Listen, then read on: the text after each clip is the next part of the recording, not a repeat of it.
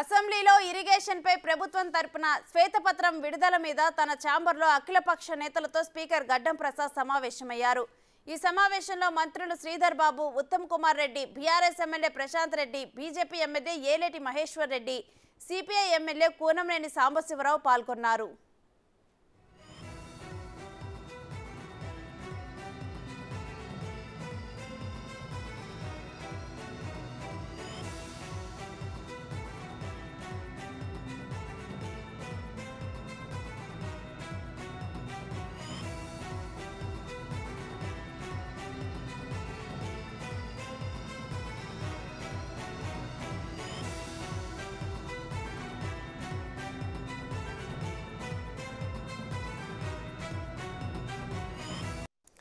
ఇక ఇదే అంశానికి సంబంధించి మరింత సమాచారం మా ప్రతినిధి సైదులు అందిస్తారు. సైదులు,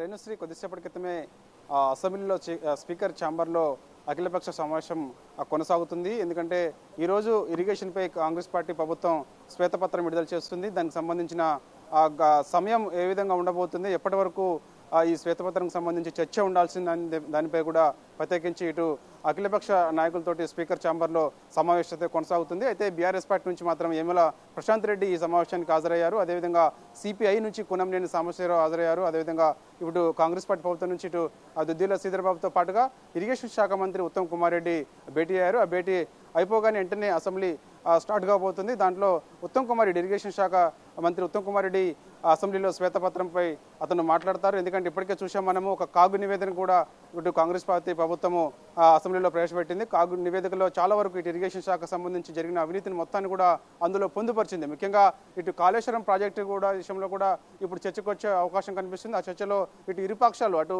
అధికార కాంగ్రెస్ పార్టీ, ఇటు ప్రతిపక్ష బీఆర్ఎస్ మధ్య కొంత చర్చ మాత్రం వాడివేడిగా కొనసాగే అవకాశం అయితే కనిపిస్తుంది.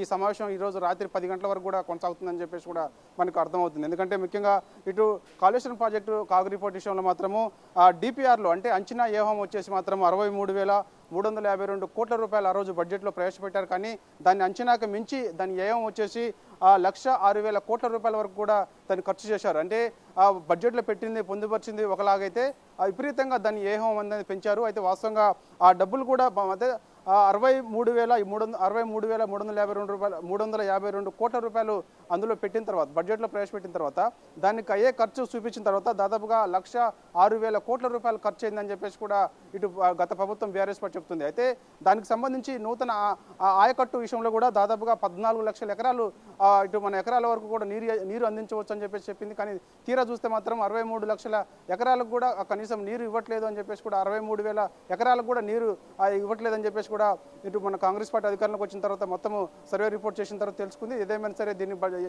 కాళేశ్వరం ప్రాజెక్టు విషయంలో మాత్రం బాగా అవినీతి విపరీతంగా పెరిగిపోయింది. మొత్తం కూడా కాసులకు కక్కుర్తిపడి ఇటు కాంట్రాక్టుల విషయంలో కూడా కక్కుర్తిపడి మరి విపరీతంగా పెంచారు. దాన్ని ఇష్టం వచ్చినట్టుగా దాన్ని ఏమేమి పెంచారు, కనీసం బడ్జెట్లో పొందుపరిచినట్టు దానికంటే కూడా విపరీతంగా పెంచారని చెప్పేసి అంటున్నారు.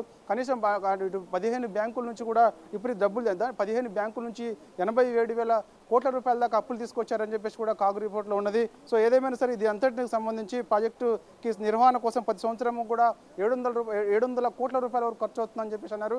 కానీ తీరా చూస్తే మాత్రం ఇప్పుడు 14,500 కోట్ల రూపాయల వరకు ఖర్చు వస్తుందని చెప్పేసి కూడా అంటున్నారు. ఓన్లీ దానికి సంబంధించిన రిపేర్కి సంబంధించి అయితేంది, అదేవిధంగా ఇటు విద్యుత్కి సంబంధించి అయితేంది, ఈ అన్నింటిని అంచనా కూడా విపరీతంగా పెరిగిపోయిందని చెప్పేసి కూడా ఆ కాగు రిపోర్ట్లో పొందుపించారు. అదేవిధంగా ముఖ్యంగా చూస్తున్నా మనం కృష్ణా జలాల అంశం కూడా ప్రస్తావనకు వచ్చే అవకాశం కనిపిస్తుంది.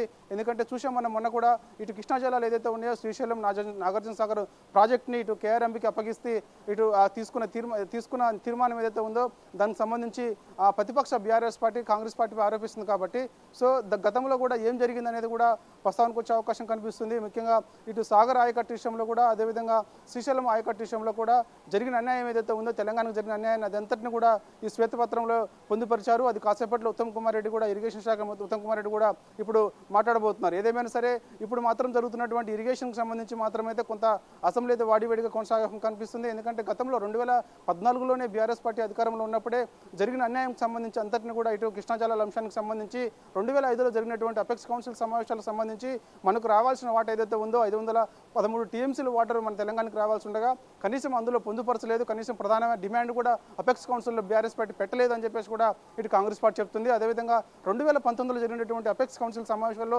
299 టీఎంసీలకు సంబంధించిన వాటర్కి ఒప్పందం చేసుకున్నారు. అప్పుడే తీవ్ర అన్యాయం తెలంగాణకు జరిగిందని చెప్పేసి కూడా కాంగ్రెస్ పార్టీ ఆ శ్వేతపత్రంలో పొందుపరిచింది. అదేవిధంగా ముఖ్యంగా మొన్న జరిగినటువంటి ఇప్పటికే శ్రీశైలం ప్రాజెక్టుపై ఇటు రాయలసీమ ఎత్తిపోతలకు సంబంధించి అటు ఆంధ్రప్రదేశ్ ముఖ్యమంత్రి జగన్మోహన్ రెడ్డి రోజుకి 8 టీఎంసీల వాటర్ని తరలించకపోతున్నారు. కనీసం 10 ఏళ్ల పాటు అధికారంలో ఉండగా ఏనాడు కూడా బీఆర్ఎస్ పార్టీ దానిపై మాట్లాడలేదని చెప్పేసి కూడా ఆ శ్వేతపత్రంలో పొందుపరిచారు. ఆ 8 టీఎంసీల వాటర్ని వదిలిపెట్టి గ్రావిటీ ద్వారా రావాల్సిన వాటర్ మనకు రావాల్సిన వాటర్ వదిలిపెట్టి ఇవాళ 2 టీఎంసీల వాటర్ కోసం గోదావరి ప్రాజెక్టుపై కాళేశ్వరం ప్రాజెక్టు నిర్మించారు. దానికి ఖర్చు వచ్చేసి మొదటగా 63,552 కోట్లు అని చెప్పి 1,06,000 కోట్ల రూపాయల వరకు కూడా దాన్ని పెంచారు, ఏహం పెంచారు.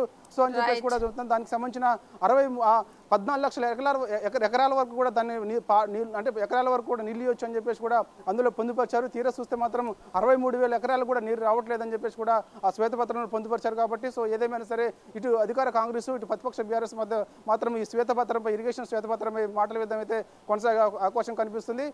ఇది శ్వేతపత్రానికి సంబంధించిన చర్చ మాత్రం రాత్రి 10 కూడా అవకాశం కనిపిస్తుంది. Right, thank you Saidulu.